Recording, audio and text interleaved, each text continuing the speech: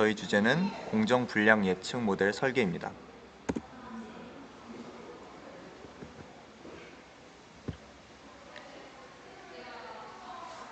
목차는 다음과 같습니다. 첫 번째는 프로젝트 개요, 두 번째는 기대 성과, 세 번째는 일정 및 역할 분담, 네 번째는 소요 예산에 대해서 설명드리겠습니다.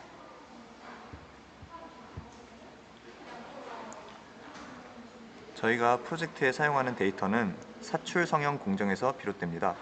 사출 성형이란 플라스틱 원료를 열을 가해 녹인 뒤 액체 상태의 원료를 금형에 주입하고 일정 시간을 거쳐 다시 굳혀 금형의 형상과 같은 원하는 형태의 제품을 생산하는 방식을 의미합니다. 이 공정에서 제품의 품질에 영향을 주는 요소는 크게 네 가지가 있습니다. 바로 사출 압력에 따른 사출 속도, 실리콘과 금형의 온도, 냉각 시간, 사출 시간입니다. 만약 공정 과정 중 여러 요인에 의해 이러한 제품의 품질을 하락할 수 있습니다. 이런 분량을 예측하여 높은 품질을 유지할 수 있도록 하는 모델을 설계하는 것이 저희 프로젝트의 최종 목표입니다. 또한 최적 온도, 압력 등을 알아내어 사출 공정 과정에서 발생하는 분량 또한 최소화할 수 있게 하려고 합니다. 다음에 대한 저희 예측 모델 설계의 일정에 대해서 설명드리겠습니다. 우선 9월 1일부터 10월 19일까지는 사출 성형 데이터를 이해하고 데이터 전처리 과정 코드를 작성하려고 합니다. 그리고 10월 20일부터 12월 16일까지는 그러한 모델을 작성하여 최종 완성할 예정입니다. 저희는 DNN 모델과 SVM 모델을 동시에 할 예정이고 랜덤 트리 등 다른 모델도 시간이 되면 추가적으로 할 예정입니다. 저희 소유 예산은 없을 것으로 예상이 됩니다. 이상으로 발표를 마치겠습니다. 감사합니다. 13조 쿠버네티스를 활용한 AI 모델 분산 처리 시스템 제안서 발표를 맡게 된 이남재입니다. 목차로는 저희 과제에서 사용하게 될 개념인 분산 시스템, 도커, 쿠버네티스를 설명하고 과제 목표 및 내용, 진행 계획 등을 말씀드리겠습니다. 이번 과제에 사용하게 될 개념 중 하나인 분산 시스템에 대해 설명드리겠습니다. 우선 노드란 네트워크에 연결된 각각의 하나하나의 기기를 말합니다. 분산 시스템의 정의는 여러 개의 개별 컴퓨팅 노드에서 컴퓨팅 리소스를 활용하는 컴퓨터 프로그램의 모음입니다. 쉽게 이야기하자면 다음 사진과 같이 여러 노드를 네트워크로 연결하여 한 가지 일을 분할해서 나누어 처리를 하거나 또는 인터넷 쇼핑몰의 웹 UI, 로그인, 결제창 등은 하나의 서비스를 나누어 각 컴퓨터에서 일할 수 있게 하는 예가 있습니다.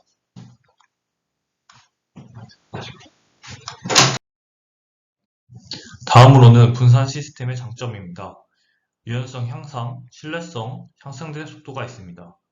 아까와 같은 온라인 쇼핑몰을 예를 들면 유연성 향상의 경우 쇼핑몰에 접속이 많이 될 것으로 예상되거나 접속이 많이 될 경우 컴퓨터를 추가하여 이를 나누어 가지면서 트래픽이 몰리지 않게 할 수 있습니다. 신뢰성의 경우 한 대의 노드가 문제가 생겨서 사용하지 못하게 될 경우 다른 노드에서 그 작업을 계속할 수 있기 때문에 서비스에 큰 영향이 없다는 것을 의미합니다. 향상된 속도의 경우 노드 한 대를 사용하는 것보다 트래픽이 낮으니 서비스가 좀 더 원활하게 할 수 있습니다.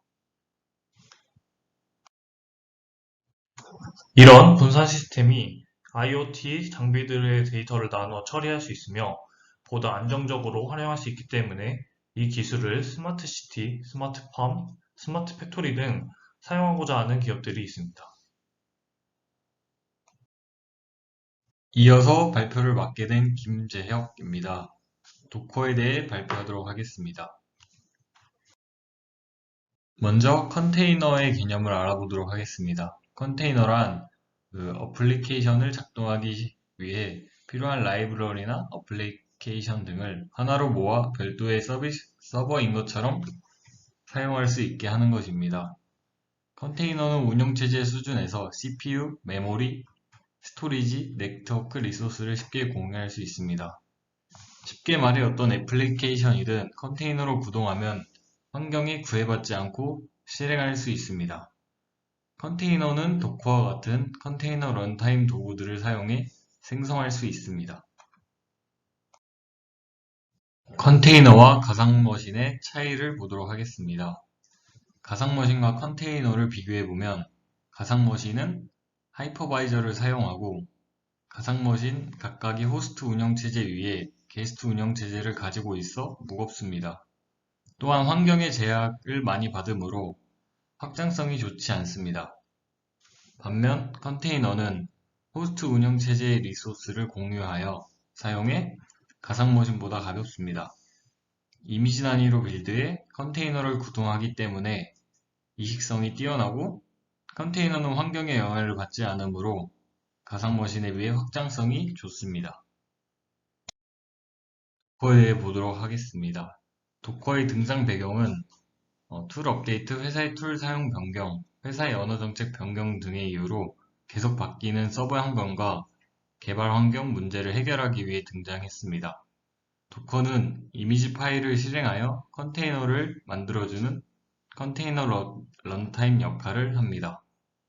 도커는 컨테이너를 사용하므로 어플리케이션의 개발과 배포가 편해지고 여러 어플리케이션과의 독립성과 확장성이 좋아집니다. 다음은 쿠버네티스에 대해 보도록 하겠습니다. 쿠버네티스의 등장 배경에 대해 알아보도록 하겠습니다. 도커가 세상에 등장하면서 서버 관리 방식을 컨테이너 기반으로 완전히 바뀌게 되었습니다. 그에 따라 도커 이미지가 점차 많아지고 관리해야 할 컨테이너가 점차 늘어나기 시작하였습니다. 컨테이너를 수동으로 관리하려면 다음과 같은 작업이 필요합니다.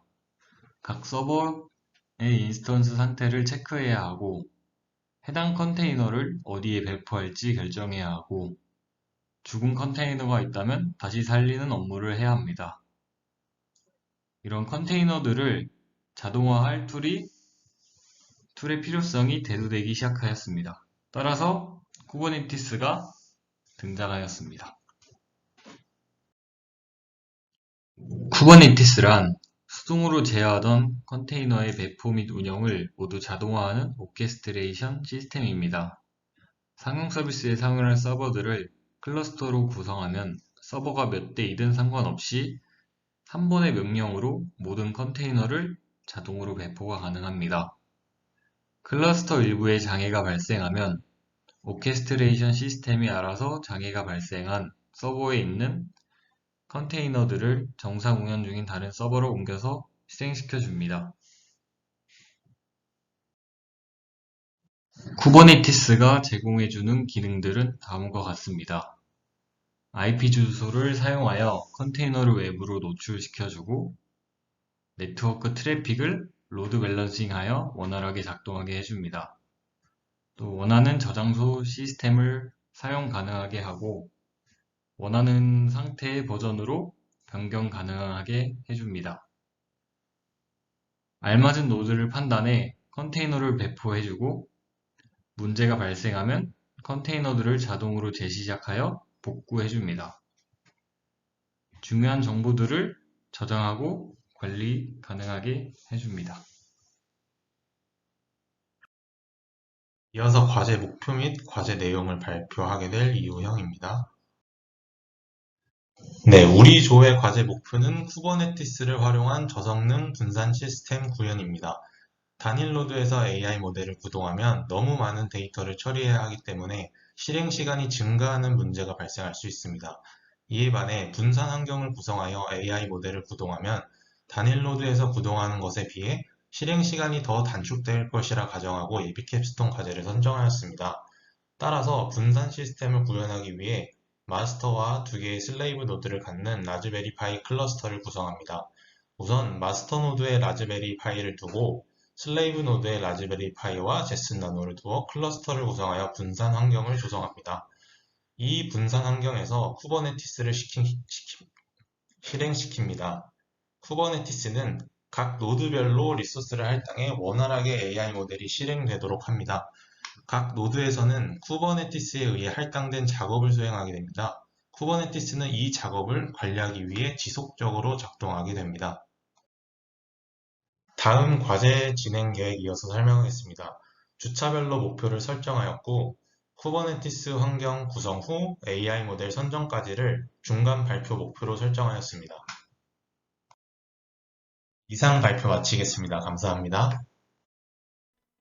안녕하십니까. 예비캡선 설계 제안서 발표를 맡게 된 14조 1막교조의 2017-707040 김민호라고 합니다. 저희 조의 주제는 실시간 영상 스트리밍 환경에서 서버 과부하를 막기 위한 태스크 오프로딩 알고리즘 기반 서버 협업 시스템입니다. 목차는 다음과 같습니다. 가장 먼저 주제 선정 이유 및 기술 소개입니다. 저희는 인공지능의 발전으로 모바일 인터넷 사회에서 만물 인터넷 시대로 넘어가고 있습니다. 지난 10년간, 그리고 앞으로의 10년간 이동통신 기술은 5세대로 빠르게 발전해왔고 앞으로도 그럴 것입니다. 실시간으로 데이터를 고속 연산해야 하는 머신러닝, AR, VR 기반 어플리케이션 등의 등장으로 데이터 트래픽이 기하급수적으로 증가하고 계산 집약적인 작업이 많이 생성되어 네트워크 대역폭과 서버에 큰 문제가 발생하는 제한된 컴퓨팅에 대한 문제가 발생하였습니다. 이러한 문제를 해결하지 못해 넷플릭스는 30일 동안 유럽의 모든 영상 스트리밍 전송률을 낮추어 서비스하였고 유튜브는 동영상 스트리밍 기본 화질을 고화질에서 표준 화질로 다운하였으며 페이스북, 인스타그램과 같은 서비스는 스트리밍 전송률을 다운하는 새로운 운영 정책을 내놓았습니다. 이와 같이 제공할 수 있는 더 좋은 기술을 가지고 있음에도 불구하고 그 기술을 사용하지 못하는 이유가 인터넷 데이터 트래픽 때문입니다. 이 문제를 해결하기 위해 태스크 오프로딩 기법이 탄생했고 저희 1막교조는 이 기법을 활용한 프로젝트를 할 예정입니다. 태스크 오프로딩이란 컴퓨팅 작업, 즉 데이터 연산 작업을 다른 처리 장치 또는 시스템으로 전달하여 수행하도록 하는 기술 또는 구조를 의미합니다. 태스크 오프로딩 기법을 적용하면 연상 능력과 저장 공간 등이 제한적인 장치로부터 컴퓨팅 자원이 풍부한 플랫폼으로 작업을 전달함으로써 컴퓨팅 자원이 부족한 장치의 성능 한계를 넘어서는 데이터 연산 작업을 빠르게 처리할 수 있게 됩니다. 처리해야 하는 데이터 양이 매우 많을 때 나머지 클라우드 서버들에게 업무를 분배한다는 개념에서 태스크 오프로딩이란 이름을 갖게 되었고 저희 조 이름이 1막교조인 이유입니다. 이 기술을 어떻게 적용할 것인가가 저희 프로젝트의 핵심인데요. 태스크 오프로딩 기술도 데이터 연산을 진행하는 장소가 단말에 가까이 있냐 없냐 세 가지로 분류할 수 있는데 여러 가지 주어진 상황을 고려해보고 엣지 컴퓨팅 오프로딩을 데모 시연하기로 판단했습니다. 엣지 컴퓨팅 오프로딩이란 동일한 네트워크 위치인 단말에서 발생하는 데이터를 중앙 집중식 데이터 센터로 보내지 않고 가까운 근거리 서버, 즉 엣지 서버에서 실시간으로 데이터를 처리하여 데이터 흐름을 가속화를 지원하는 컴퓨팅 방식입니다. 그리하여 실시간으로 데이터를 처리해야 하는 현 IoT 기술 중 주변에서 쉽게 볼 수 있는 IP 카메라를 실시간으로 영상 데이터를 생성해내는 단말로 취급하고 영상 데이터를 실시간으로 처리하는 엣지 서버는 저희 팀이 가진 노트북으로 취급하여 컴퓨팅 기능을 로컬 네트워크에서 실행시킬 생각입니다. 뿐만 아니라 집중식 데이터 센터 역할을 하는 센터 서버 하나를 취급할 예정입니다. 순서도를 간략히 설명해드리면 가장 먼저 IP 카메라가 실시간 영상 데이터를 생성해내고 같은 네트워크 상에 있는 로컬 엣지 서버가 실시간으로 영상 데이터를 처리합니다. 그와 동시에 엣지 서버의 컴퓨터 리소스 능력 데이터를 센터 서버에게 전달합니다. 이때 전달하는 이유는 아무리 엣지 서버로 인해 데이터 트래픽을 줄인다 하더라도 엣지 서버 또한 제한적인 컴퓨팅 리소스를 가지고 있기 때문에 데이터 양이 많으면 많을수록 과부하에 걸릴 수밖에 없기 때문입니다. 그러므로 센터 서버가 엣지 서버 자체에서 과부하가 발생하지 않도록 단말에 태스크 오프로딩을 진행하는 것이 아닌 엣지 서버 간의 태스크 오프로딩을 진행합니다. 이어 말하자면 엣지 서버의 컴퓨팅 자원을 판단하고 과부하가 걸릴 것 같은 엣지 서버에게 단말을 끊어내라는 명령을 내라는 동시에 다른 컴퓨팅 리소스가 풍부한 엣지 서버에게 연결하라고 명령하는 협력 제어 시스템 구조를 가지고 있습니다. 다음으로 기대 효과입니다. 기대 효과로는 컴퓨팅 자원 효율성 향상, 머신러닝, AR, VR 기반 어플리케이션의 지연 민감성 충족, 6G, B5G 이동통신 데이터 트래픽 문제 해결 등이 있습니다. 다음으로 일정입니다. 일정은 화면에 나온 표와 같이 진행할 예정입니다. 다음으로 IP 카메라 세대와 그 IP 카메라 세대를 제어할 유무선 공유기입니다. 모두 구매할 예정입니다. 감사합니다. 안녕하세요. 15조 제안서 발표를 맡게 된 이현석이라고 합니다. 저희 조 이름은 Guitar or Others Auto-Tuner, 줄여서 GOAT입니다. 발표 시작하겠습니다. 저희 제안서 발표 목차는 과제 목표, 과제 내용, 기대 성과, 업무 분장 및 일정 계획 순입니다. 저희 과제 목표는 주파수 분석을 응용한 자동 튜너 설계입니다. 슬라이드에 보이는 바와 같이 일반적인 튜너는 주파수 측정과 측정 결과를 출력하는 기능을 가지고 있습니다. 그러나 악기를 튜닝하는 과정은 사용자가 수동으로 진행해야 합니다. 따라서 저희는 여기에서 한 단계 발전하여 자동적으로 튜닝이 되는 디바이스를 설계하고자 합니다. 저희 조 세부 목표는 다음과 같습니다. 따라서 이와 같은 순서로 발표를 진행하겠습니다. 첫 번째 과제 내용은 소리 측정입니다.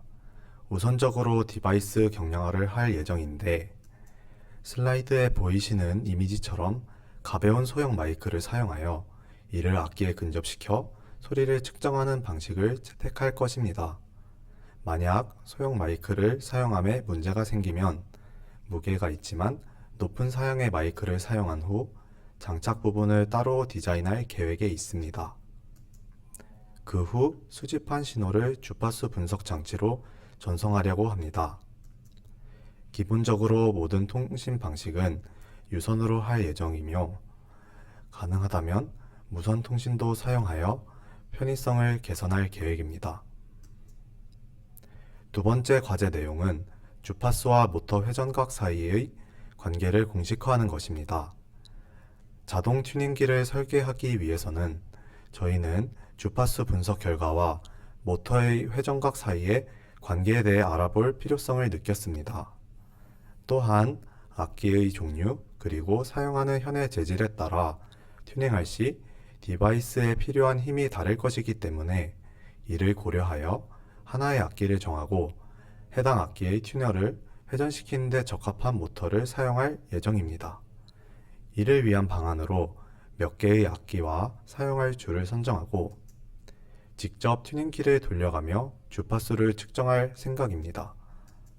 그 후 측정된 주파수와 튜닝하고자 하는 기존 주파수 사이의 오차를 입력값으로 하여 회전각을 출력값으로 하는 함수를 유도하려고 합니다. 다음으로 공식을 유도할 때 비선형적 함수가 나타날 것으로 판단되므로 이를 선형함수로 근사화시켜 처리 장치의 부담을 줄이는 방향으로 설계함으로써 문제를 해결할 계획입니다. 이어서 조기훈 학생이 발표를 마저 진행하겠습니다. 안녕하십니까? 이어서 발표를 맡은 조기훈입니다. 세부 목표 부분에 대해서 계속해서 진행하겠습니다. 우선 주파수 분석 프로그램 구현 부분입니다. 저희는 주파수 분석을 수행하기 위해 하드웨어를 설계해 보려 하였으나 안정적인 분석을 수행하기 위해서는 직접 제작하는 것보다 제작된 장치를 이용하는 편이 좋을 것이라 판단하였습니다. 따라서 여러 기기 중 다음과 같이 라즈베리 파이와 아두이노를 후보로 선정하게 되었습니다. 여러분도 아시다시피 아두이노와 달리 라즈베리 파이는 OS 설치가 가능합니다. 따라서 OS 내에서 프로그래밍하여 외부 장치를 제어할 수 있습니다. 또한 C 언어 이외에 자바, 파이썬 등 다른 언어도 사용이 가능합니다. 그리고 일반적으로 연산 능력이 라즈베리 파이가 더 좋기 때문에 라즈베리 파이를 우선적으로 사용하여 진행할 계획입니다. 우선 라즈베리 파이의 환경 조성을 위해 OS 및 파이썬 설치를 완료하였고 이후 다음과 같은 기능을 수행할 수 있는 프로그램을 구현할 예정입니다. 즉, 주파수 분석 및 주파수 오차 결정과 모터 회전 명령을 수행하는 하나의 디바이스를 설계하려 합니다. 일반적으로 한 번 스트로크를 할 경우 기타의 가장 두꺼운 6번 줄부터 1번 줄까지 스트로크를 하게 됩니다. 따라서 주파수 측정 시 6번 줄부터 1번 줄 순으로 주파수가 측정될 것입니다.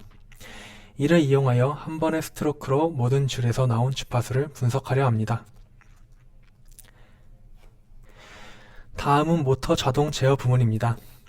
예시로 넣은 사진에서 보이는 것처럼 기타와 비슷한 악기를 튜닝할 수 있는 장치를 설계할 예정이므로 이렇게 항공이 위치한 곳, 즉 연주를 할 때 손으로 스트로크를 하는 부분에 마이크를 부착시키려 합니다.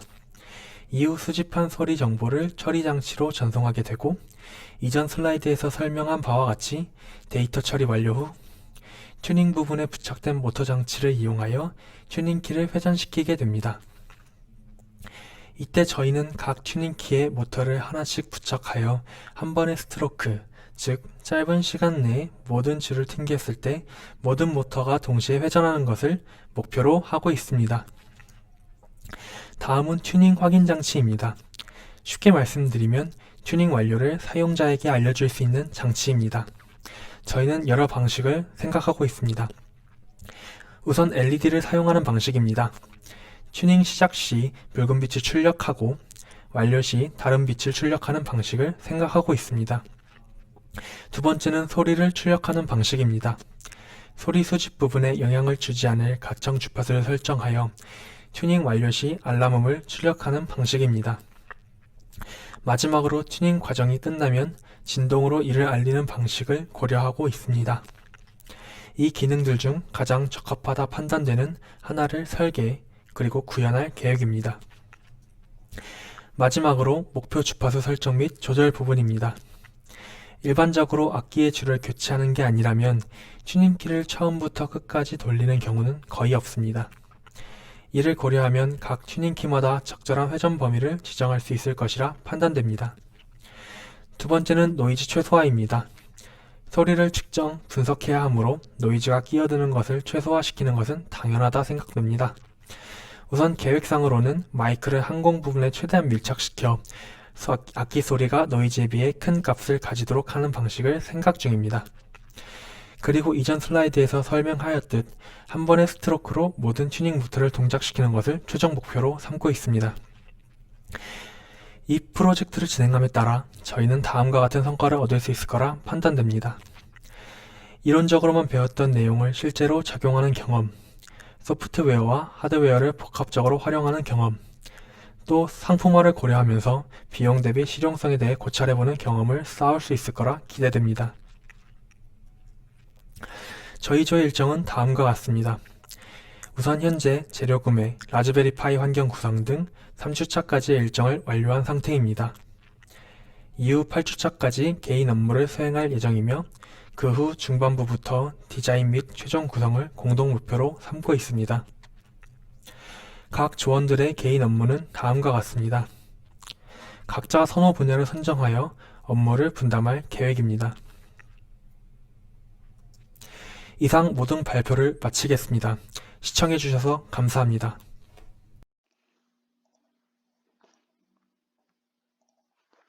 안녕하십니까. 저는 이번 제안서 발표를 맡게 된 도로경찰관조의 박승현입니다.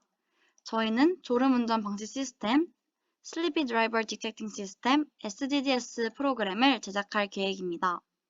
지금부터 해당 프로그램에 대한 발표 시작하겠습니다. 먼저 과제 선정 공기입니다. 교통사고 발생 원인 1위에 대해 다들 알고 계신가요? 지금 보이시는 자료에서도 확인할 수 있듯이 과속, 음주운전 등 다양한 원인 중에서도 졸음운전은 교통사고 발생 원인 1위에 자리하고 있습니다. 또한 2018년 기준 한국도로공사 연구 자료에 따르면 최근 4년간 졸음운전 사고는 약 1만 72건 발생했으며 457명이 졸음운전으로 사망했다고 합니다. 졸음운전은 명백한 도로 위의 살인 행위이기 때문에 이를 필수적으로 예방해야 한다고 생각했습니다. 또한 졸음쉼터와 같은 간접적인 방법보다는 직접적으로 운전자에게 도움이 되는 프로그램을 제작해보고자 해당 주제를 선택하게 되었습니다. 저희가 구상하고자 하는 졸음운전 방지 시스템 SDGs는 크게 두 가지 기능을 수행한다고 할 수 있습니다. 첫 번째는 졸음 감지 서비스, 두 번째는 부가 서비스입니다. 다음 PPT부터 하나씩 자세하게 설명해 드리도록 하겠습니다. 먼저 저희 프로그램의 기능 중 가장 중요하다고 할 수 있는 졸음 감지 서비스에 대해 설명하겠습니다. 여기 보이는 것과 같이 저희는 딥러닝 컴퓨터 비전을 이용한 사용자 신체의 변화, 임베디드 시스템을 이용한 차량 내부의 변화, 이렇게 두 가지 요인을 통해 프로그램의 사용자, 즉 운전자의 졸음을 인식할 계획입니다. 먼저 웹카메라를 통해 사용자의 얼굴을 인식하고 특히 눈의 움직임의 변화와 고개 각도의 변화에 따라 사용자의 상태를 파악할 수 있도록 할 예정입니다. 눈의 움직임의 경우, 눈을 감고 있는 경우 또는 눈 깜빡임 속도가 현저히 느려지는 경우 등에는 사용자가 졸음 운전 중이라고 판단할 예정입니다. 또 고개 각도의 경우에는 기준 이상으로 목에서의 얼굴 각도가 변화하면 졸음 운전으로 인식됩니다. 나아가 차량 내부의 이산화탄소 농도와 온도가 높은 경우에는 졸음 운전으로 인식할 예정입니다. 저희는 파이썬 라이브러리 중 얼굴 인식 기능을 제공하는 D 라이브러리와 영상 처리에 사용할 수 있는 컴퓨터 비전 기능을 제공하는 오픈CV를 사용하여 사용자 졸음 인식 기능을 실현하고자 합니다. 해당 라이브러리를 이용해 사용자 얼굴을 여러 개의 점으로 인식하게 되고 인식된 데이터를 바탕으로 전 PPT에서 말씀드렸던 것과 같이 눈의 움직임, 얼굴 각도의 변화 등이 발생할 경우 프로그램이 졸음 운전으로 인식, 이에 따른 부가적인 서비스가 제공되도록 할 계획입니다. 눈의 움직임을 통해 사용자의 상태를 인식할 때를 예로 들자면 해당 라이브러리를 이용해 사용자의 눈을 실시간으로 감지합니다. 이후 눈의 가로와 세로 비율을 통해 눈이 감겨 있는지를 확인하고 만약 사용자의 눈폭이 사전에 정리된 인계값 미만일 시 사용자의 상태를 졸음으로 인지합니다. 또한 아두이노 이산화탄소 감지 센서와 온도 센서를 통해 차량 내부 변화를 측정하고 기준 이상일 경우 경고음이 작동되는 등의 서비스를 제공할 수 있도록 설계할 계획입니다. 또한 SDGs 프로그램은 졸음을 인식한 후 여러 가지 부가 서비스를 제공할 것입니다. 먼저 해당 프로그램이 졸음 쉼터 및 휴게소 위치 정보를 전달하는 기능을 가지도록 설계할 것입니다. 파이썬 지오코딩 IDE 기능을 사용하여 전국의 졸음 쉼터 및 휴게소의 위치 정보를 좌표화합니다. 이후 사용자의 현재 위치에 기반하여 기준 거리 안에 있는 졸음 쉼터와 휴게소 정보를 나타낼 계획입니다. 두 번째로 음성 메시지 서비스를 통해 졸음이 감지된 사용자에게 상태를 인지할 수 있는 메시지를 전달하고자 합니다. 파이썬 GTTS 모드를 사용하여 저희가 지정된 텍스트를 음성으로 변환하여 출력할 예정입니다. 예를 들어 사용자의 졸음이 감지되면 땡땡땡님 졸음이 감지되었습니다. 전방 500m 앞 땡땡 휴게소에서 쉬어 가실 것을 권장합니다. 등의 음성 메시지를 출력하고 싶습니다. 또한 음성 메시지 서비스가 제공된 이후에도 사용자의 졸음이 한 번 더 인식된다면 아두이노 부저를 통해 경고음을 발생시킬 예정입니다. 마지막으로 프로그램을 사용하고자 하는 소비자들을 가입 절차를 통해 이용하게 함으로써 소비자 정보에 대한 보안성과 사용자 관리를 효율적으로 할 수 있도록 할 예정입니다. AWS, 클라우드그램 등의 REST API를 사용하여 사용자의 로그인 과정을 구현할 예정입니다. 인가코드와 토큰을 통해 사용자의 정보를 비교하고 카카오, 구글, 네이버 등 다양한 웹사이트의 사용자 정보를 통해 회원가입 절차를 만들고 싶습니다. 이 프로그램의 실현으로 인해 저희가 예상하는 기대 성과는 첫 번째, 운전자의 졸음운전으로 인한 차량 충돌 위험 발생을 줄이고 교통사고를 예방할 수 있다. 두 번째, 졸음 방지 시스템으로 운전자는 운전 중 심리적인 안정감을 가질 수 있으며 운전에 대한 만족도를 높일 수 있다. 이렇게 생각하고 있습니다. 프로젝트 구성도는 다음과 같습니다. 다음은 설계 추진 일정입니다. 마지막으로 예상 소요 예산은 다음과 같고 프로그램 제작 중에 추가될 수 있습니다. 이상 도로경찰관조의 SDDS 프로그램에 대한 제안서 발표를 마치겠습니다. 감사합니다.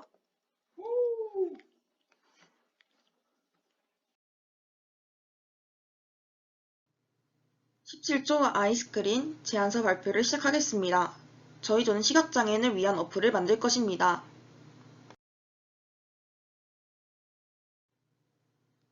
목차는 프로젝트 주제 설명, 주제 내용, 기대 효과, 업무 분장 및 일정 계획입니다. 저희 조의 프로젝트 주제 선정 이유에 대해 말씀드리겠습니다. 먼저 보건복지부 장애인 실태조사에서 점차 해독 가능한 시각장애인의 비율을 보면 전체 시각장애인의 5.1%밖에 되지 않습니다. 뿐만 아니라 점차 표기를 보면 음료 종류가 제대로 표시되어 있지 않거나 남자 화장실, 여자 화장실이 반대로 표시되어 있는 등 문제점이 많이 있습니다.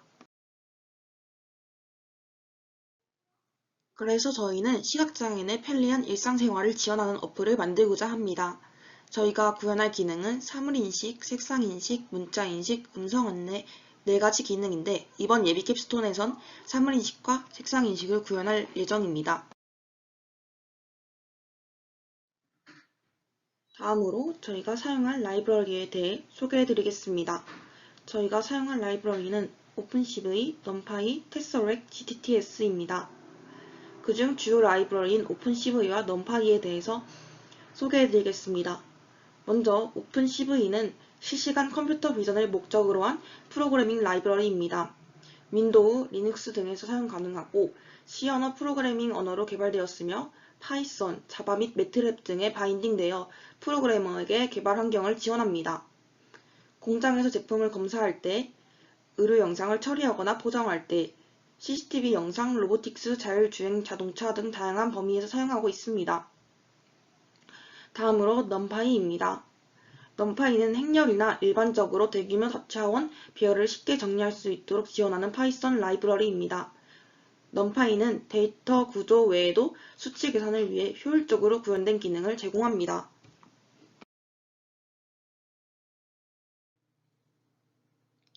저희 조가 구현할 기능에 대해 소개해드리겠습니다. 먼저 사물인식에 대해 소개해드리겠습니다. 사물인식은 화면에 보이는 것처럼 카메라에 비치는 이미지를 문장으로 묘사하는 기능입니다. 사물인식을 하기 위해서 저희 조는 오픈CV와 numpy의 라이브러리를 이용할 것입니다. 구현 방법은 먼저 이미지를 불러오고 물체를 감지한 뒤 물체의 인식 정보를 화면에 표시합니다. 물체의 범위를 박스 형태로 정확하게 잡아 물체가 무엇인지 라벨링합니다. 이때 라벨링의 기준은 신뢰도가 0.5를 넘으면 물체로 인식합니다. 다음으로 노이즈를 제거한 뒤 결과 이미지를 출력하면 됩니다. 다음으로 색상 인식입니다. 색상 인식은 화면에 보이듯이 여러 색상을 감지하여 색상과 물체에 대해 나타내는 기능입니다. 색상 인식도 이미지 인식과 같은 라이브러리를 사용할 것이며 구현 방법은 이미지를 불러온 뒤 이미지의 프레임에 비디오 스트림을 읽습니다. 그 다음 색상의 범위를 조절하고 노이즈를 제거한 뒤 결과를 출력하면 됩니다. 저희 어플의 기대 효과는 보호자나 안내견의 도움 없이도 주변 상황을 인식함으로써 보다 더 자립적인 생활이 가능하다는 것, 그 다음으로 스마트폰을 소지하면 쉽게 이용할 수 있으므로 접근성이 높다는 점, 실시간으로 물체를 인식하여 음성 안내를 해줌으로써 상황에 대한 더 즉각적인 판단이 가능하다는 점입니다. 업무 분장에 대해 말씀드리겠습니다. 장소영 학생은 이미지 인식에서 데이터 학습, 웹캠 인식 최종 구현을 할 것이고 색상 인식에서 사물 인식 최종 구현을 할 것입니다. 조소연 학생은 이미지 인식에서 데이터 학습, 사물 인식 최종 구현을 할 것이고 색상 인식에서 색상 감지 최종 구현을 할 것입니다. 다음으로 저는 이미지 인식에서 사물 인식 최종 구현을 할 것이고 색상 인식에서 데이터 학습, 색상 감지, 최종 구현을 할 것입니다. 다음으로 일정 계획에 대해 말씀드리겠습니다. 3주차부터 10주차까지 이미지 인식을 구현할 것이고 9주차부터 13주차까지 색상 인식에 대해 구현할 예정입니다. 이상으로 발표를 마치겠습니다. 감사합니다. 안녕하십니까. 저전력을 위한 전화 재활용 SRAM 디자인 발표를 맡은 SSD조 문세진입니다. 발표 시작하겠습니다. 발표는 프로젝트 소개, 선정 사유, 내용, 그리고 일정 순으로 진행하겠습니다. 첫 번째로 프로젝트 소개입니다. 본 프로젝트는 모바일 또는 배터리 구동 전자제품을 위한 저전압 및 고성능 시스템에서 효율적이고 견고한 SRAM을 설계하는 것을 목표로 하였습니다. 두 번째로 프로젝트 선정 사유입니다. 기능화 기기의 다양화, 자동차 진화 등이 복합 발현된 반도체 신규 소요는 공급이 따라갈 수 없을 정도로 폭증하고 있습니다. 이러한 상황에서 반도체에 관심을 갖고 자료 조사를 해보던 중 SRAM에 관심을 갖게 되었고, 실제 필드에서 쓰이는 벌처소나 H스파이스 같은 툴을 사용하여 메모리 반도체인 SRAM을 직접 설계해보기로 했습니다. 전 세계적으로 반도체 사용량이 점차 늘어나는 데이터 폭증 시대에 온실가스 배출량 또한 늘어나고 있습니다. 이에 따라 핵심 부품인 반도체의 저전 역할을 통한 탄소 배출 감축은 IT 업계의 핵심 과제로 떠올랐습니다. 또한 최근 메모리 시장에서 메모리의 집적도가 높아지고 동작 속도 또한 빨라지고 있지만 제한된 공간에서 많은 메모리 셀이 직접화됨에 따라 메모리 설계 시 크기와 전력 소모 등을 결정하는 과정에서 많은 문제가 발생하고 있습니다. 이러한 이슈들을 해결하고자 저전력 SRAM 설계를 목표로 설정을 했습니다. 세 번째, 프로젝트 내용입니다. 일반적인 SRAM은 6개의 트랜지스터 구조를 사용하므로 6T SRAM 셀이라고 합니다. 6T SRAM 셀은 칩 면적을 적게 차지하므로 다른 유형의 SRAM보다 직접도가 더 높습니다. 하지만 전원 공급이 감소함에 따라 6T 셀은 직류 형태의 노이즈에 대해 값을 유지할 수 있는 척도인 SNM을 유지하기가 어려워서 안정성이 떨어지게 됩니다. 반면 8T SRAM 셀은 읽기 동작 경로에서 2개의 추가 트랜지스터로 구성됩니다. 쓰기 및 읽기 신호 경로가 8T 셀에서는 완전히 분리되어 있기 때문에 SNM의 큰 향상을 기대할 수 있습니다. 결과적으로 8T SRAM 셀에서는 저전력, 전원 공급 시스템을 구현할 수 있을 것으로 보입니다.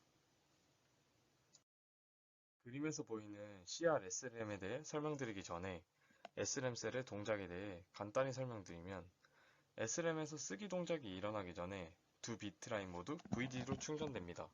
이 과정에서 쓰기 동작에서 하나의 비트 라인은 VDD에서 그라운드로 풀스윙 방전을 하게 되는데, 이것이 SRAM 전력 소모의 주요 원인입니다.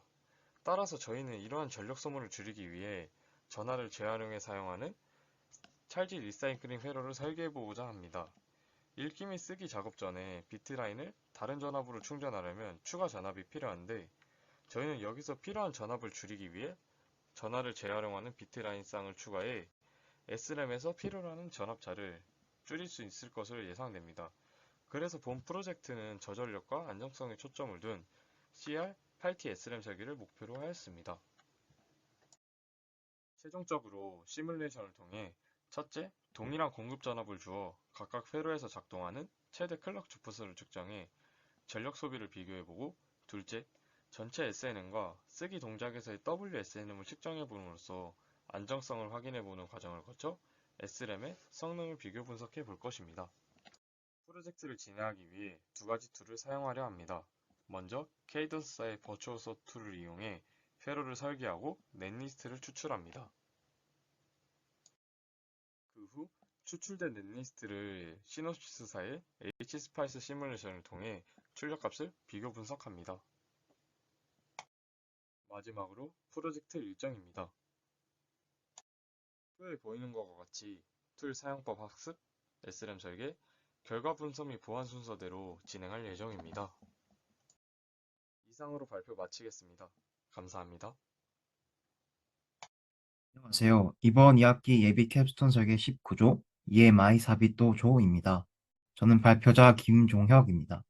저희 이번 프로젝트 주제는 EMI 방식으로 전력 수급이 가능한 무선 컨트롤러입니다.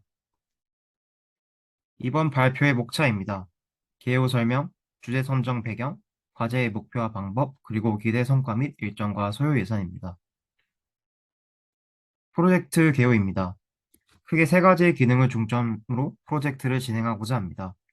첫 번째론 발전을 통한 전력 생산이고, 두 번째론 이를 사용할 수 있는 직류 전류로의 변환, 또 마지막으로는 디바이스를 우선으로 쓰기 위한 단거리 우선 통신 기능입니다. 주제 선정 배경입니다. 현재 여러 사회적 바탕을 근거로 세계는 인플레이션을 겪고 있습니다. 이에 당연하게도 에너지의 가격은 크게 상승하였습니다. 저희 조는 에너지 사용의 절감, 즉 소비 전력을 줄일 수 있는 디바이스에 대해 생각해 보았습니다.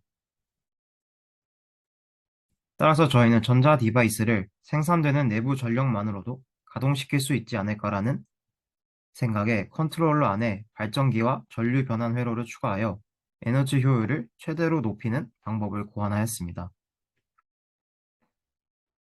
다음으론 저희 프로젝트의 블록 다이어그램입니다. 자석과 연결된 컨트롤러의 버튼을 누르면 자석이 발전기의 코일이 감기 원통과 상호작용하여 기전력을 생성합니다. 이는 다음 슬라이드에서 설명드리겠습니다. 이런 방식으로 생성된 교류 신호는 설계한 정류 회로를 통해 회로에서 실사용 가능한 직류로 변환되고, 이 신호는 단거리 무선 통신으로 PC와 같은 저희가 사용하고자 하는 기기에 전송됩니다. 저희의 첫 번째 목표인 내부 전력 생산에 대해 설명하겠습니다. 컨트롤러 내부의 자석과 코일을 이용한 전자기 유도 현상으로 유도 기전력을 생성하는 소형 발전기를 제작할 생각입니다. 먼저 전자기 유도 현상이란 도체의 자기장의 변화가 있을 때 전압, 즉 기전력이 생기는 현상을 말합니다. 현재 발전기의 초안은 원형 발전기 내부에 3개의 코일 기둥을 배치하여 가운데에 회전하는 자석을 두고 코일의 자기전속에 변화를 주어 기전력을 생산할 생각입니다. 저희 과제의 두 번째 목표는 이렇게 생성된 교류 신호를 직류로 변환하고 필요한 만큼의 전압으로 변환시키는 것입니다. 세 번째 목표로는 이러한 신호를 블루투스와 아두이노를 활용하여 단거리 무선 통신 시스템으로 신호를 전달하는 것입니다. 이는 마찬가지로 뒤에서 설명을 드리겠습니다. 먼저 이번 프로젝트의 예상 기전력을 설명해 드리도록 하겠습니다. 다음과 같은 여러 가정을 두었습니다. 코일의 감음 횟수인 N은 1000, 저희가 사용할 예정인 네오디뮴 자석의 자기장 세기는 0.5 테슬라, 코일의 면적은 반지름이 2cm인 것으로 가정하여 다음과 같은 4의 10의 마이너스 4제곱 제곱미터로 나왔습니다. 회전 속도는 1분에 2000번이라고 가정하여 시간 변화량은 0.03 세컨드로 두었습니다. 이를 유도기 전력 방정식에 대입하면 코일 기둥 하나당 마이너스 6.67V의 기전력을 생산할 수 있다는 계산이 나왔습니다. 이는 저희 컨트롤러를 작동시키기에 충분한 전압이라고 판단하였습니다.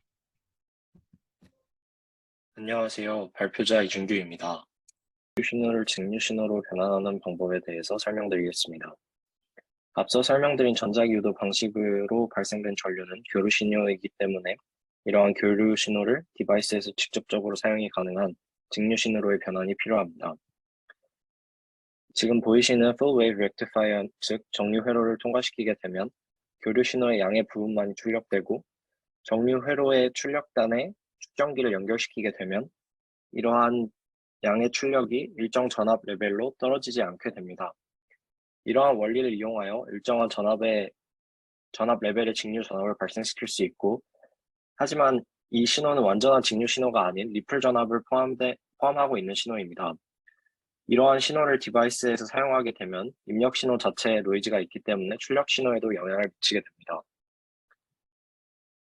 이러한 리플 전압을 없애기 위해서 Differential Amplifier Circuit, 즉 차동 입력 회로를 거치게 됩니다. 차동 입력 신호는 전압원의 리플 전압을 상쇄시키는 역할을 하여 디바이스에서 사용이 가능한 조금 더 깨끗한 직류 신호를 얻을 수 있게 됩니다. 이렇게 얻은 신호의 경우 디바이스, 즉 저희가 사용하려는 아두이노에 알맞은 전압 레벨로의 변환이 중요합니다. 이러한 변압을 해주는 회로가 지금 보이시는 볼테지 레귤레이터 회로입니다. 아두이노 입력 전압에 알맞은 5V에서 7V로의 변화가 최종 목표이며 이렇게 변화시킨 전압을 아두이노에 입력하여 동작시킬 예정입니다. 안녕하세요. 발표자 박형준입니다. 블루투스 모듈 선정입니다. 그래프에서 나타난 것과 같이 입력 전압과 소모 전류가 낮은 JDY16 블루투스 모듈로 선정하였습니다. 버튼과 블루투스 연결입니다. 블루투스를 연결하기 전 MFC 시리얼 통신 프로그램을 사용합니다. MFC 시리얼 통신 프로그램은 시리얼 통신 클래스를 내장받고 포트를 확인하여 3가지 메뉴를 처리한 후에 데이터를 수신받고 메시지를 처리하여 화면에 데이터를 표시합니다. 블루투스와 PC 통신입니다. PC에 있는 블루투스 기능을 이용해서 블루투스 모듈을 연결합니다. 이때 직렬 포트로만 연결되어 있어 앞 슬라이드의 MFC 시리얼 통신과 주파수 호핑 방법을 이용해서 통신할 수 있습니다. 버튼 동작입니다. 먼저 버튼 동작을 설명하겠습니다. 입력핀과 출력핀을 변수로 지정하고 출력핀과 입력핀의 상태를 설정한 후에 입력핀의 상태를 버튼이 눌리지 않은 상태를 하이, 눌렸을 때를 로우로 구분하여 동작을 실행하고 반복합니다. 이때 동작은 위, 아래, 왼쪽, 오른쪽, 공격, 점프, 회피, 방어로 지정하였습니다. 프로젝트 발전 방향입니다. 발전 방식을 수동이 아닌 더 효율적으로 인가하는 방법에 대해 구성하고 전력 생산의 효율을 높이는 회로를 설계하려고 계획하고 있습니다. 기대 성과입니다. 에너지 효율성을 높이고 외부 전력을 사용하지 않으며 무선 디바이스 제작을 하고 회로 설계의 경험과 지식을 축적할 수 있습니다.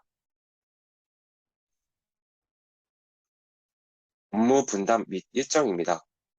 다음과 같이 업무를 분담하겠습니다. 일정도 마찬가지로 다음과 같이 분담하겠습니다. 참고 자료입니다.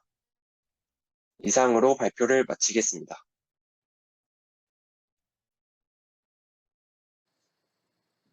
안녕하십니까. 저희는 베릴로그 HDL과 FPGA를 활용한 하드웨어 가속기 설계를 주제로 발표하게 될 MBTI FPGA조 발표자 양준서입니다. 이번 제안서 발표는 과제 목표, 과제 선정 배경, 관련 이론, 기대 성과 및 활용 방안과 향후 일정 계획 순으로 진행하겠습니다. 저희 예비 캡스톤 과제의 목표는 베릴로그 HDL로 구현 가능한 여러 하드웨어들을 단계적으로 학습하고 이를 FPGA 보드에 응용하여 새로운 하드웨어들을 구현하는 과정을 통해 최종적으로 8비트 코어 곱셈기를 하드웨어 가속기 역할로서 FPGA 보드에서 구현 및 검증하는 것입니다.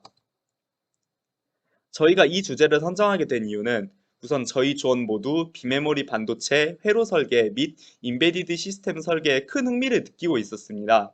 따라서 FPGA와 같은 비메모리 반도체가 사용되는 주된 이유 중 하나인 하드웨어 가속기를 직접 구현하는 과정에서 여러 문제들을 마주칠 것이라고 생각되는데요.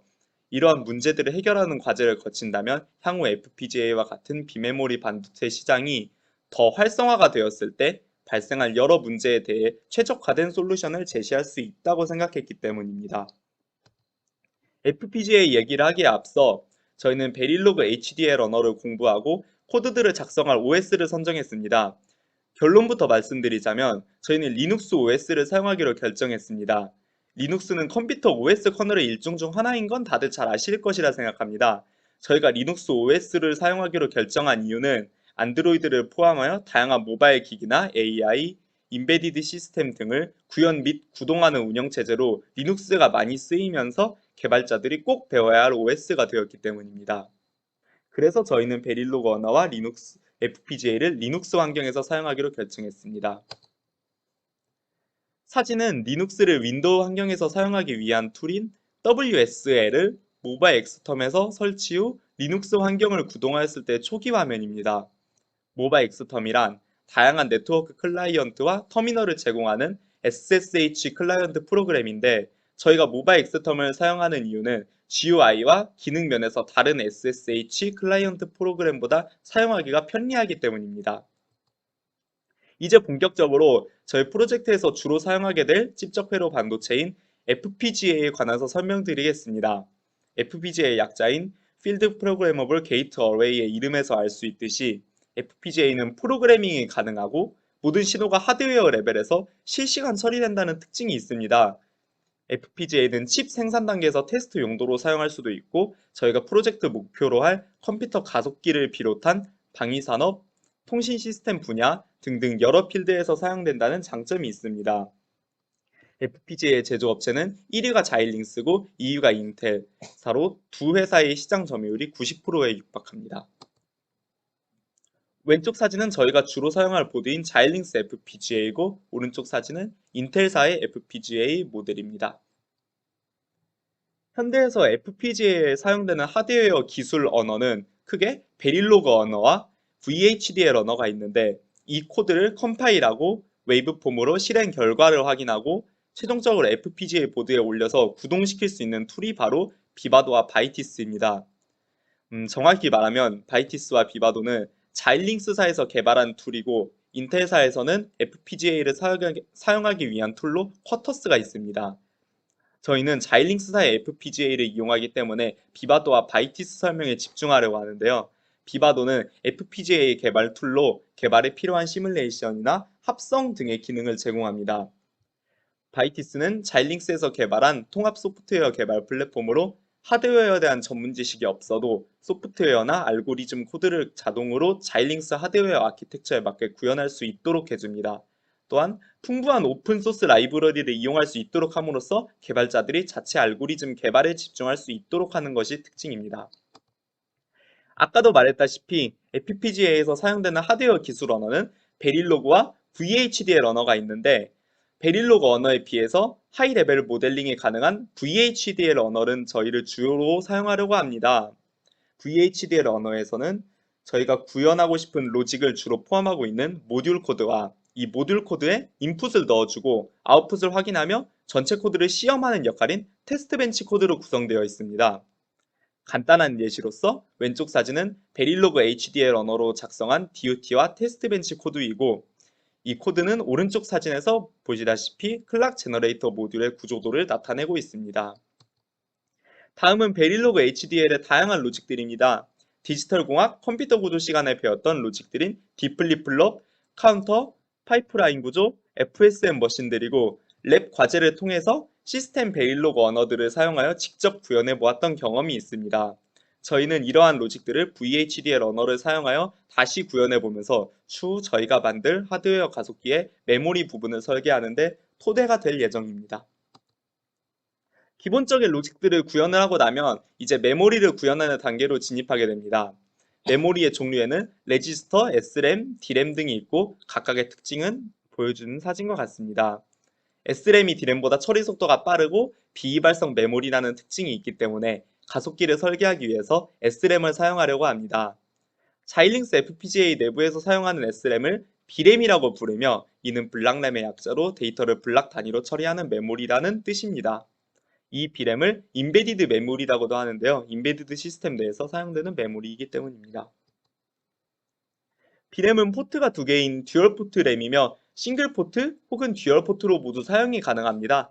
왼쪽 사진은 B램의 포트 사진이고 오른쪽 사진은 B램을 VHDL로 구현했을 때의 대략적인 설계도입니다. 앞선 과정들을 모두 거친 뒤 저희가 설계한 곱셈 가속기 모듈에 대해서 설명드리겠습니다. 클락, 디플립플롭, 파이프라인, 카운터, FSM 모듈을 이용하여 B램의 데이터를 읽어서 새로운 B램의 데이터를 저장하는 B램 데이터 무버를 설계하고 여기에 연산 기능을 추가하여 하나의 곱셈 가속기 모듈을 만들 계획입니다. 이 사진에서 펑션 2, 3, 4를 보시면 CPU에서 펑션을 처리할 때보다 FPGA에서 처리할 때가 시간이 더 적게 걸리는 것을 알 수 있습니다.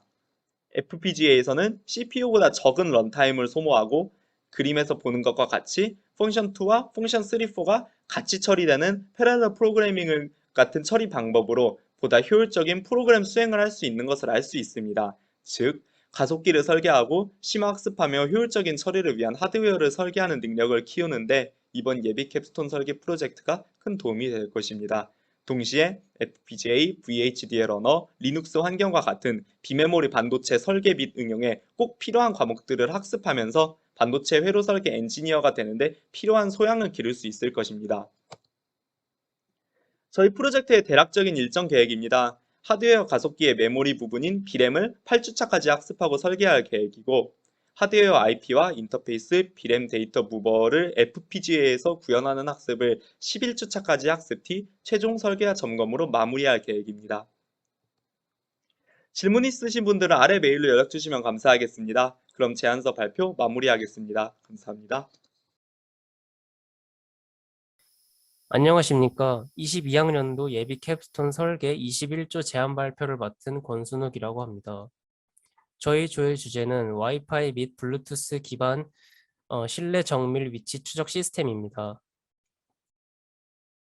현재 사회는 4차 산업 시대에 들어서면서 여러 가지 새로운 기술들이 개발되고 각광받고 있으며 저희가 사용하는 스마트 디바이스들이 모두 하나의 네트워크로 연결되어 통신하는 사물 인터넷 기술이 대표적입니다. 저희는 사물 인터넷, 즉 IoT에 대해 많은 관심을 가지게 되었고 전공 과목들을 수강하며 배운 내용들을 적용하여 이러한 IoT 기술들을 구현해보고자 하는 생각을 가지게 되었습니다. 따라서 IoT에 기반한 실내 위치 서비스를 구현하고자 합니다. 위치 서비스라면 이미 GPS가 존재하지만 실내 단위에서의 정확한 위치 판별이 불가능하므로 저희는 사물 인터넷에 가장 널리 사용되는 통신 프로토콜인 와이파이와 블루투스를 이용하여 실내 위치 서비스를 구현하는 것을 목표로 하고 있습니다. 집에서 스마트폰, 스마트워치 등의 스마트 디바이스들을 어디에 두었는지 잊어버린 경험을 자주 해보셨을 겁니다. 저희는 이러한 스마트 디바이스의 위치를 파악하여 홈 서버에서 구현한 웹사이트 등의 서비스에서 실내의 단면도를 띄워 정확한 위치를 표시하게끔 할 것입니다. 또한 디바이스의 소유자에 따라 특정 유저의 제실 센서를 이용하여 다른 스마트 디바이스를 컨트롤하는 것 또한 부가적인 목표로 하였습니다. 예를 들어 병원이나 공장에서 특정 직무를 가진 사람을 구분하고 싶을 때 사용자의 스마트 디바이스를 이용하여 유저를 구분할 수 있게 됩니다. 그렇게 되면 당장 업무에 필요한 사람의 위치를 실시간으로 알 수 있으므로 업무의 효율 면에서 좋은 영향을 미칠 것으로 예상할 수 있습니다. 저희가 구상 중인 대략의 구조는 다음과 같습니다. 홈 서버의 요청으로 사용자의 스마트폰을 이용해 블루투스 비콘의 신호 세기를 측정한 후 측정한 신호 세기 값을 메인 스테이션에 전송합니다. 이 데이터를 이용하여 머신러닝을 통해 학습된 메인 스테이션을 통해 실내 공간에서의 위치를 예상합니다. 이제 예상된 위치를 홈 서버에 전송하고 위치가 확인되면 실내의 단면도의 위치를 표시하고 지정된 디바이스를 컨트롤할 수 있게 됩니다. 기술 구현 및 제품 제작을 위한 계획은 크게 이론 조사, 기술 실험, 개발 및 설계, 제품 제작으로 나뉩니다. 저희는 이번 학기에 이론 조사 및 기술 실험까지 진행하는 것을 목표로 하여 특히 기술 실험을 통해 신호세기를 통한 거리 측정 기술을 메인 스테이션에 적용시키고자 합니다. 학기 종료 후에는 내년도 학기가 시작되기 전까지 비콘 설계 및 프로토타입 제작, 메인 스테이션의 완성과 홈 서버 구축을 완료하여 전체적인 서비스를 완성할 계획입니다. 이후 학기가 시작되면 최종 완성품을 제작할 것입니다. 이번 학기의 프로젝트 추진 계획은 이와 같습니다. 현재 제안 발표 날짜 기준으로 실험을 위한 부품 선정 및 구매 단계에 있습니다. 다음 주인 6주차, 7주차에 블루투스와 와이파이에 관련된 기술 실험을 통해 개념들을 증명하고 활용할 방법에 대해 결과 분석을 할 계획입니다. 이상 21조 제안 발표를 마치겠습니다. 감사합니다. 안녕하세요. 예비 캡스톤 22조 조장 이호영입니다. 저희의 프로젝트는 미래형 전기 자동차 플랫폼입니다. FIT, 저희 조명에서 볼 수 있듯이 저희는 미약하게나마 미래를 바꿔보자는 큰 포부를 가지고 있습니다. 제안서 발표 시작하겠습니다. 목차는 다음과 같습니다. 첫 번째로 제안 배경을 보시겠습니다. 여러분, 얼음 위에 올라가 있는 불쌍한 북극곰이 보이시나요? 석유 또한 점점 고갈되고 있습니다. 내연기관차는 석유를 연료로 하며 지구온난화 등 다양한 환경오염의 원인이 되는데요. 이에 세계 각국은 내연기관차의 배기가스 배출을 규제하고 있습니다. 이런 내연기관차의 대안으로 친환경차가 제시되는데요. 친환경차 중 특히 전기차 사용자들에게 정부가 다양한 혜택을 제공하고 있습니다. 이에 따라 전기차 사용자가 증가하고 있지만 아직 전기차 시스템이 정착되지 않아 불편함이 발생하고 있는 상황입니다. 그래서 저희는 전기차의 불편함 해결을 주제 분야로 선정하였습니다. 다음으로 저희 조의 과제 목표를 보시겠습니다. 저희 조의 과제 목표는 Why, What, How를 단계별로 달성하는 것인데요. Why, 즉 불편함은 저희 조의 연구 주제가 될 것입니다. 현재는 Y를 제안하는 단계에 있으며 아직 최종 Y를 선정하지는 못했습니다. 다음 단계인 What은 불편함에 대한 해결 방안이 될 것입니다. What에서는 논문, 특허, 저널, 보고서 등을 통한 연구 분야 조사, 세부 기술 연구가 이루어질 예정이며 What을 선정하는 단계에서는 향후 캡스톤 때 진행될 프로젝트의 방법과 스펙이 구체적으로 정해질 것입니다. How, 즉 프로젝트를 실제 구현하는 과정은 캡스톤 때 진행하도록 하겠습니다. 다음으로 과제 내용에 대해서 발표하겠습니다. 과제 내용 발표를 맡은 윤은서입니다. 주제 분야로 선정된 전기차에 대한 불편함과 그 사전조사에 대해서 발표하겠습니다. 전기차는 아직 초기 단계이기 때문에 여러 불편함이 존재합니다. 대표적인 불편한 점을 뽑자면 전기차의 가격, 충전소 인프라의 부족, 충전 속도, 충전 용량, 화재, 폭발, 감전 등의 안전 문제가 있습니다. 그 중에서 저희는 충전 속도의 불편함에 주목하고 있습니다. 내연기관 차량이 충전하는 데에 약 5분가량 걸리는 것에 비해서 전기차는 급속 충전을 이용해도 약 40분 정도로 충전 시간이 매우 깁니다. 완속 충전을 이용할 때는 1시간 반 정도로 급속 충전 시간의 2배가 넘는 시간이 걸립니다. 이러한 불편함은 충전소 인프라 부족이라는 문제와 만나서 더 악화되는데요.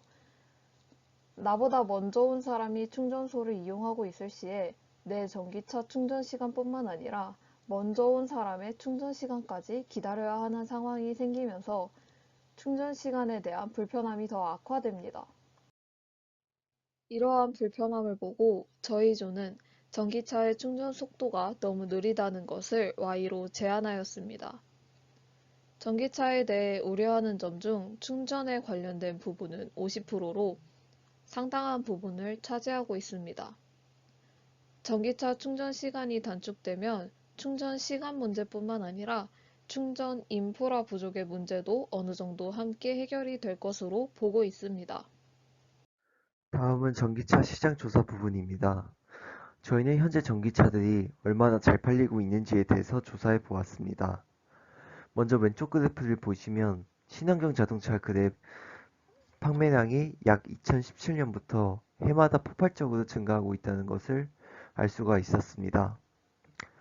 특히 2021년도에는 거의 2배가 뛰었다는 것을 볼 수가 있었습니다.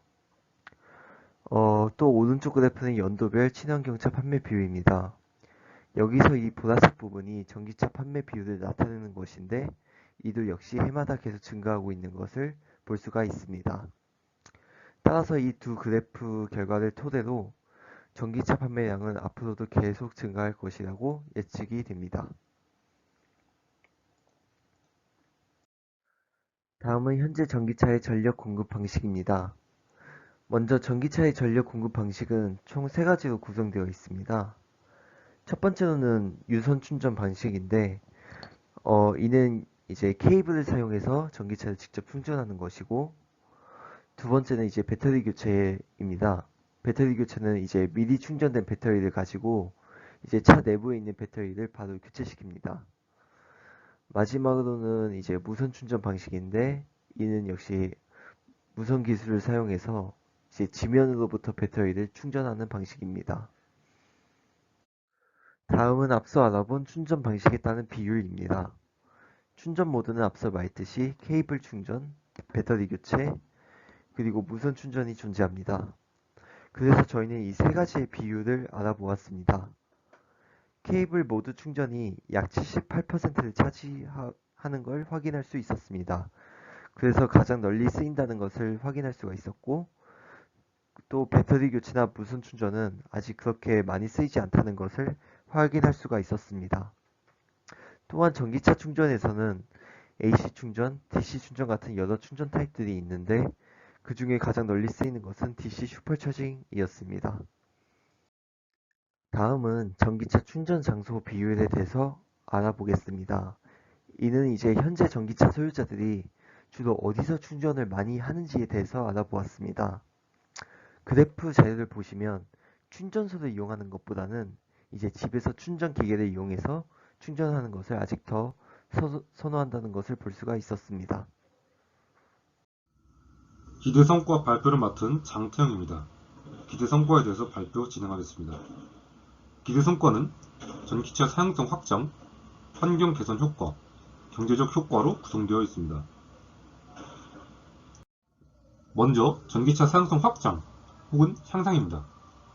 전기차 사용성 향상은 전기차 충전시간 단축, 충전 인프라 문제 해결, 전기차의 보험료 증가가 서로 순환하는 형태로 이루어진다고 말씀드릴 수 있을 것 같습니다. 왜냐하면 전기차의 충전시간 단축이 됨으로써 충전소에서 한 전기차가 충전기를 오래 차지하고 있는 일이 감소해서 충전 인프라 문제 해결에 도움이 될 것이고, 또한 이는 전기차의 보험료 증가로 이어질 것이기 때문입니다. 충전 인프라 문제 해결이 전기차의 보험료 증가로 이어질 수 있는 이유는 전기차 구매에 대해서 사람들이 가장 우려하는 것 중 하나가 바로 충전 인프라 부족이었기 때문에, 이런 충전 인프라 부족을 해결하면 사람들의 우려가 감소해서 전기차의 보험료율이 증가할 것이기 때문입니다. 그리고 전기차의 보험료 증가는 충전소를 늘리는 데 기여할 것이고, 충전소가 늘어난 만큼 충전 시간은 단축될 것이기 때문에 이러한 세 가지 요소는 서로 순환하는 형태라고 말씀드릴 수 있을 것 같습니다. 그리고 이러한 세 가지 요소로 인해서 전기 자동차의 비중이 증가하게 되면 야기되는 배기가스를 줄이는 데 기여할 수 있을 것이라고 생각되기 때문에 환경 개선 효과 역시 크다고 예상됩니다. 만약에 최종 Y로 전기차 충전 시간 단축이 선정이 된다면 이와 같은 긍정적 효과들을 야기할 수 있을 것이라고 생각이 됩니다. 다음 기대 성과로는 마켓 사이즈, 즉 시장 규모적인 측면이 존재합니다. 본 프로젝트에서 최종 산출물이 현재 전기 자동차의 충전 방식을 일부 대체할 수 있다면 전기차가 전체 자동차 판매액 중 차지하고 있는 비율의 10% 정도 경제적 이익을 산출할 수 있다고 생각할 수 있습니다.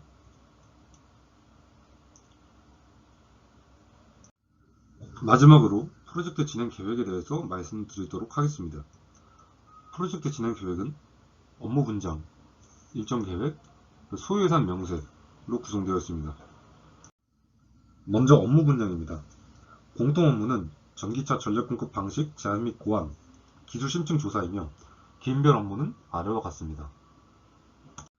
다음은 업무별 일정 계획표와 예상 비용입니다. 일정 계획표는 Y와 왓을 찾는 것을 중심으로 아래와 같이 구성하였습니다. 그리고 예상 비용은 아직 확실한 Y와 왓이 정해지지 않았기 때문에 미정이라고 기입을 하였고, 추후에 예상 비용이 확실하게 결정이 되면 기입하도록 하겠습니다.